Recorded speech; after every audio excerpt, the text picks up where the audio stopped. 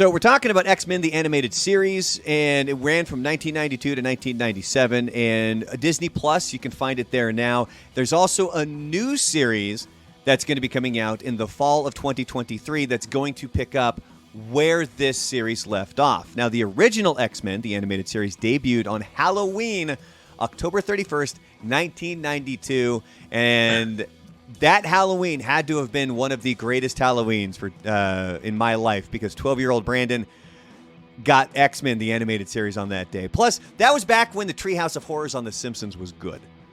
Oh my God, I just remembered that. I totally forgot. Those were the best episodes, man. Yeah, and now they're just... I can't... I don't even watch... No one fucking watches The Simpsons anymore. Who watch... Anyway. Yeah. So...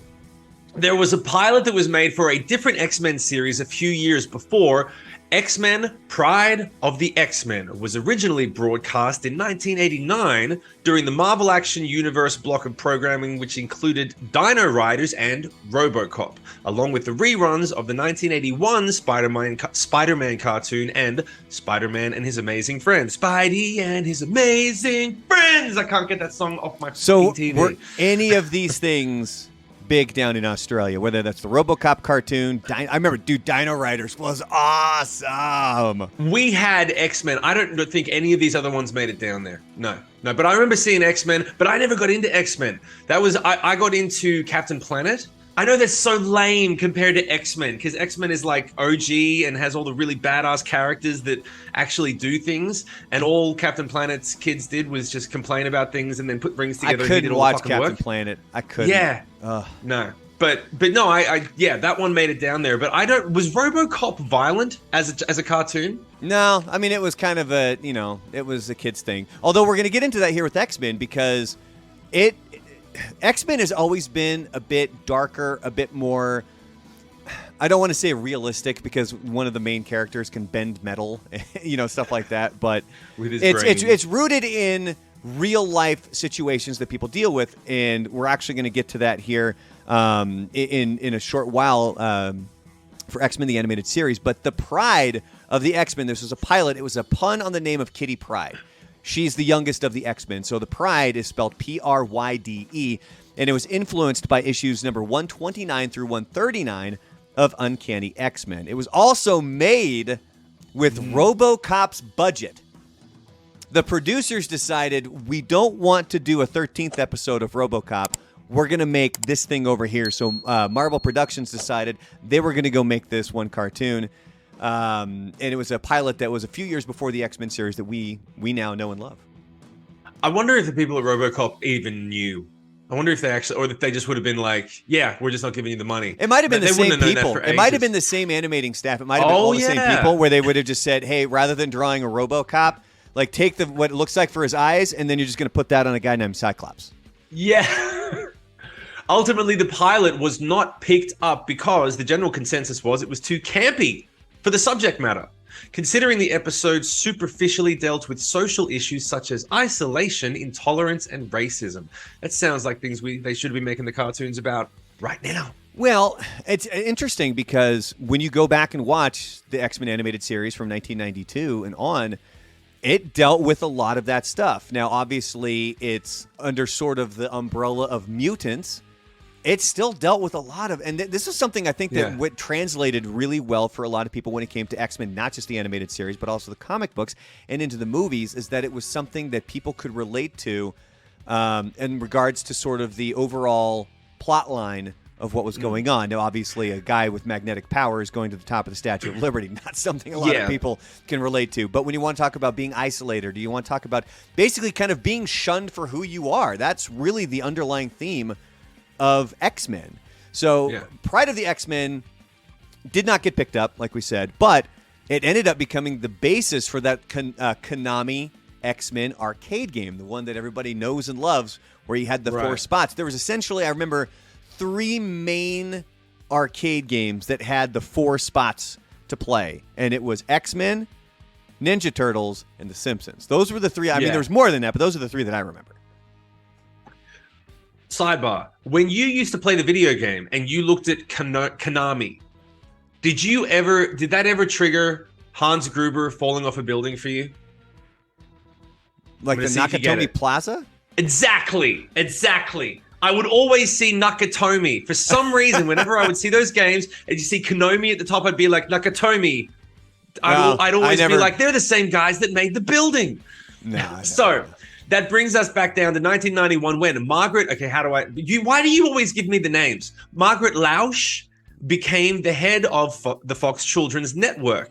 She was a major champion for Pride of the X-Men. So she quickly ordered 13 episodes of the X-Men. And the show was originally supposed to debut Labor Day weekend, but delays ended up pushing it back. And right now we're going to get into those delays.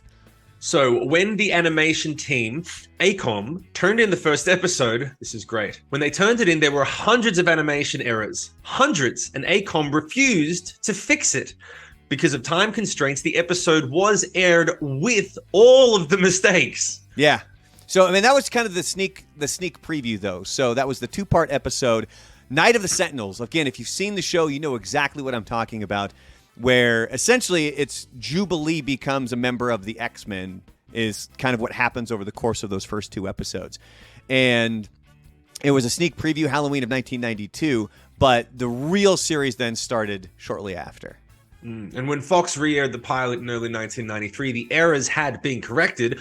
The series ended up getting top ratings during its first season and was renewed for a second season of 13 episodes. I want to know what the errors were. Like, did they have like whole pages that weren't colored in? Did you get to that?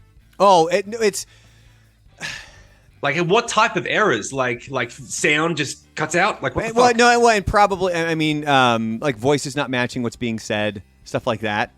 Okay. Or like buildings being missing that aren't there, and like continuity errors, you know, where maybe it's a different character or something's a different color.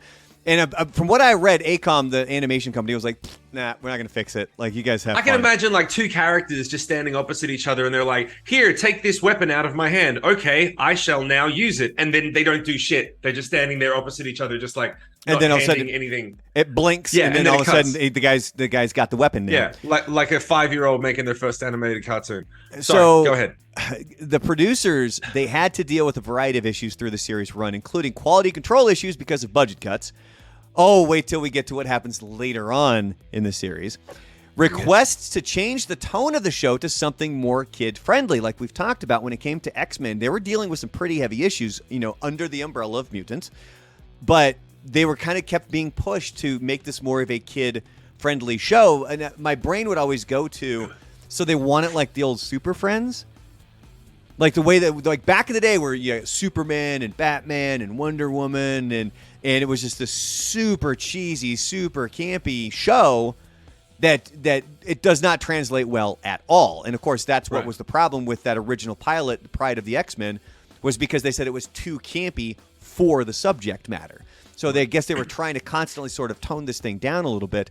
But another thing that they kind of threw a cog in there during production while it was on its run, they had to integrate toys that were being made for the show. So they would get an idea, and they're like, "Hey, so we're gonna make this toy," and they're like, "So now we got to figure out how we're gonna get that into the series." Okay, so it didn't work the other way around. I always thought it worked the other way around. I think it probably works both, but I do remember. I mean, I was a big He-Man fan and G.I. Joe fan when I was a kid. Those cartoons they were only there to sell the toys. That was it. Yeah. Like, you want to talk about having some animation errors and continuity errors, and the fact they used the same image of He-Man running every single time. It looked the same. It was literally the same thing. The Simpsons called that out later on. Remember when they were like, it was the episode where Bart and Lisa go to the animator studio for Itchy and Scratchy, and they say, sometimes what they do is they will reuse a scene to save money, and as they're walking down the hallway, the same scene, they walk by it like 4 times. I remember that. God, it's just such a good show at the beginning. We haven't done The Simpsons properly at a deep dive, have we? We kind of did. We didn't do a deep dive. We did the Homer Palooza episode. And we've discussed it on Rockstar 101. We need to do a proper one. But anyway, let's get back. I'm getting off track. My fault. There were major continuity errors. Let's get back to this. Hold on. Starting in season 3. You don't need to say about staying on track, because if you do, I'm going to hit the 60-second timer. Something that people don't know about yet. I know. I have a tangent I'm trying to find something to timer. I'm trying to find. And if we start to get off track, I'm going to hit that thing, and we have 60 seconds to say whatever it is. If we're done beforehand, cool. But if not, Okay. that timer's up. You got to shut up. So just keep, All right. you're good, baby. You're good. All Don't right, overthink it. So, okay, here we go. The major continuity errors starting in season 3 because there were multiple studios animating the show. Episodes were generally aired when they were ready, which led them to being out of order, causing confusion. They actually aired the fucking episodes out of order. Like years out of order. Oh, that's There was fucking one dumb. episode That's that just dumb. didn't air until 1996. It was originally supposed to air in 1994. I mean, it was a So you're telling me, mess. like, you're telling me that Wolverine would be hanging off the edge of a cliff, come back next week to see what happens, and then it'd just be like, we're going over nothing. Like, no reference. When it first came to Disney Plus had the option that you could watch it in the order that it was technically supposed to be. Because it was so far off, and it just led to confusion and problems. And I really don't remember what happens after the first 2 seasons, I think. That was kind of prime right in my demo, 12, 13-year-old Brandon. After that, I really don't remember. I've started it on Disney Plus, but I kind of get distracted with other things.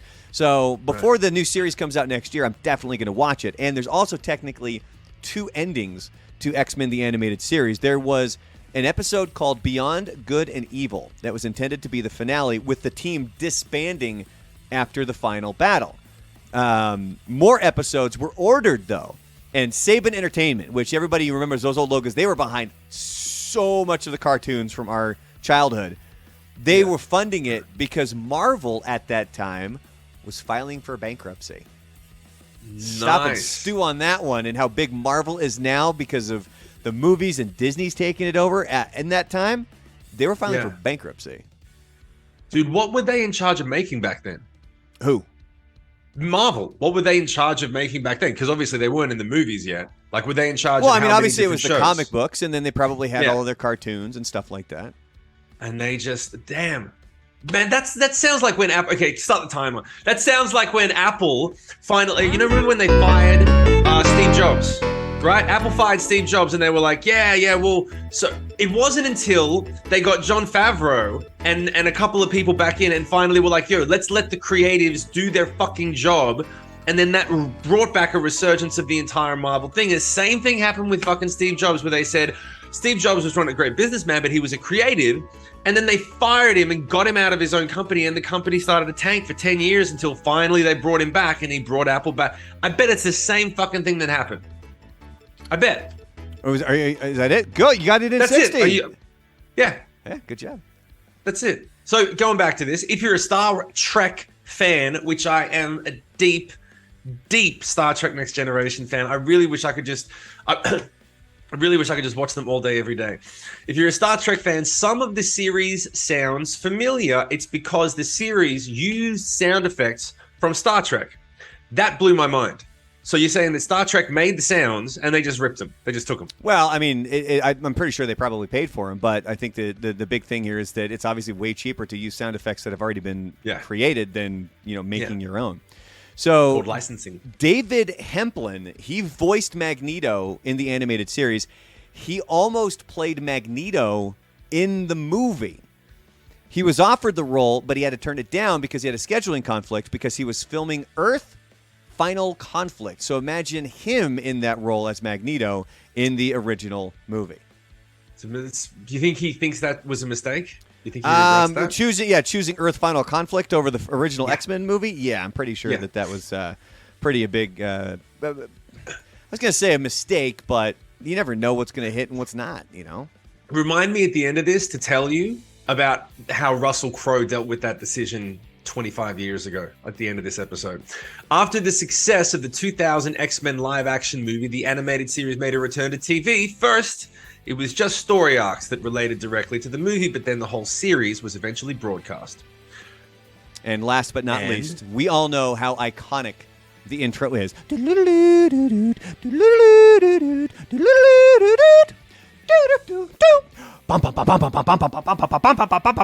run a 60-second timer on this? Should we start the timer on this? Nah, because it's never going to be 60 full seconds. It's like 15. It's amazing. Okay.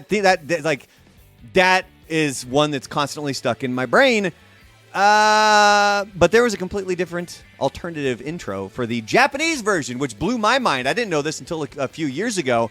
Which, if you want to find it, you can, on YouTube or something, just Google the Japanese X-Men animated series intro, and it's there. I mean, it's pretty dope. Like, it's not inferior in any way. It's just not what we remember. It's not as iconic because it's not the one that we grew up on. But don't you think, like, if it's not what you remember from your childhood, you automatically think it's inferior? I think a lot of people. I think a lot of people do that, but it's a really good intro. Like it's really, really good. So it's not like we have to. You're looking at something that you can be like, oh, like it's a budget cut or something like that. Like it's definitely worth checking out.